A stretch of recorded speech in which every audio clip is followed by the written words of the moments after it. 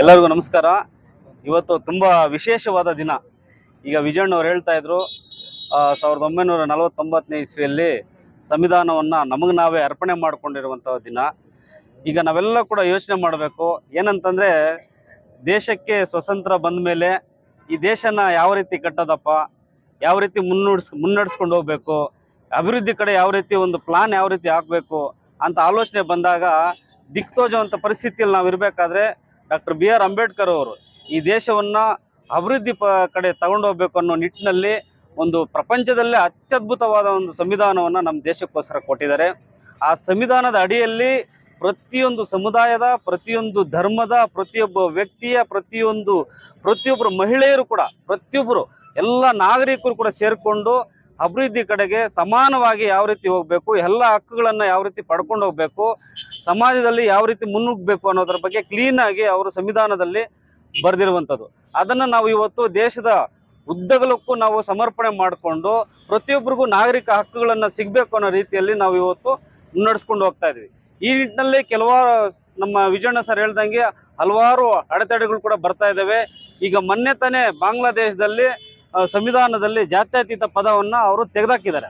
So ಆ ಒಂದು ನಿಟ್ಟಿನಲ್ಲಿ ಈಗ ನಮ್ಮ ದೇಶದಲ್ಲೂ ಕೂಡ ಈಗ ಜಾತ್ಯತೀತ ಅನ್ನೋ ಒಂದು ಪದವನ್ನು, ಸಂವಿಧಾನದಲ್ಲಿರುವಂತಹ ಒಂದು ಪದವನ್ನು ತೆಗೆದಾಕಬೇಕು ಅಂತ ಸುಪ್ರೀಂ ಕೋರ್ಟ್ಗೆ ಅಪೀಲ್ ಹೋದಾಗ ಸುಪ್ರೀಂ ಕೋರ್ಟ್ ಇಮ್ಮಿಡಿಯೇಟ್ ಆಗಿ ಅದನ್ನು ರಿಜೆಕ್ಟ್ ಮಾಡುತ್ತೆ. ಅದನ್ನು ನಾವು ಈಗಾಗಲೇ ನಾವು ಸಂಭ್ರಮಿಸಬೇಕು ಅನ್ನೋದು ಇಲ್ಲಿ ವಿಷಯ. ಸೊ ಹಾಗಾಗಿ ನಮ್ದು ಸಿಕ್ಕಂಥ ಒಂದು ವಿಜಯ ಅಂತ ಕೂಡ ನಾವು ಹೇಳ್ಬೋದು.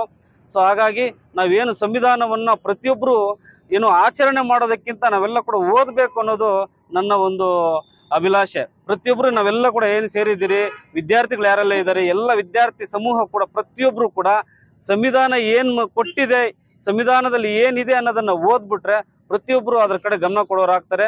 ಆಮೇಲೆ ನಮ್ಮ ವಿಜಯಣ್ಣವ್ರು ಇನ್ನೊಂದು ಮಾತು ಕೂಡ ಹೇಳ್ತಾ ಇದ್ರು, ಪ್ರತಿಯೊಬ್ಬರು ಜವಾಬ್ದಾರಿ ಕೂಡ ಇವತ್ತು ಸಂವಿಧಾನವನ್ನು ರಕ್ಷಣೆ ಮಾಡೋರಾಗಬೇಕು. ಯಾಕಂತಂದ್ರೆ ಸಂವಿಧಾನದ ಅಡಿಯಲ್ಲಿ ಎಲ್ಲರೂ ಇವತ್ತು ಬೆನಿಫಿಟ್ ತಗೊಳ್ತಾ ಇದ್ದಾರೆ. ಪ್ರತಿಯೊಬ್ಬರು ಯಾವುದೇ ವ್ಯಕ್ತಿ ಅದಕ್ಕಿಂತ ಔಟ್ಸೈಡ್ ಇಲ್ಲ. ಸೊ ಹಾಗಾಗಿ ಪ್ರತಿಯೊಬ್ಬರು ಅದನ್ನ ಫಲಿತಾಂಶ ತಗೊಳ್ತಾ ಇರಬೇಕಾದ್ರೆ ಪ್ರತಿಯೊಬ್ಬರು ಓದಬೇಕು. ಅದರ ನಿಟ್ಟಿನಲ್ಲಿ ಆ ಒಂದು ಶಿಸ್ತಿನ ಒಂದು ಅಂಡರಲ್ಲಿ ನಾವು ಅದನ್ನೆಲ್ಲ ನಡ್ಸ್ಕೊಂಡು ಹೋಗ್ಬೇಕಾಗುತ್ತೆ. ಆ ನಿಟ್ಟಿನಲ್ಲಿ ಇವತ್ತೆಲ್ಲ ಸೇರಿದ್ದೀವಿ. ನಮ್ಮ ಎಲ್ಲ ಸಂವಿಧಾನವನ್ನು ರಕ್ಷಣೆ ಮಾಡಬೇಕು ಅಂತ ನಾವು ಕರೆ ಕೊಟ್ಟಿದ್ದಾರೆ.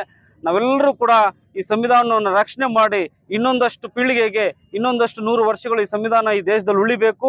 ಪ್ರತಿಯೊಂದು ತಳ ಸಮುದಾಯದ, ಎಲ್ಲ ಸಮುದಾಯದ ಜನರು ಕೂಡ ಈ ಒಂದು ಅಭಿವೃದ್ಧಿ ಕಡೆ ಹೋಗ್ಬೇಕು ಅಂತ ಹೇಳ್ತಾ ಈ ಒಂದು ಸಂವಿಧಾನ ಸಮರ್ಪಣಾ ದಿನಕ್ಕೆ ಶುಭಾಶಯಗಳನ್ನು ಕೋರ್ತಾ ಸಂಭ್ರಮಿಸುತ್ತಾ ನಾನು 2 ಮಾತನ್ನು ಮುಗಿಸ್ತಾ ಇದ್ದೀನಿ. ಜೈ ಭೀಮ್.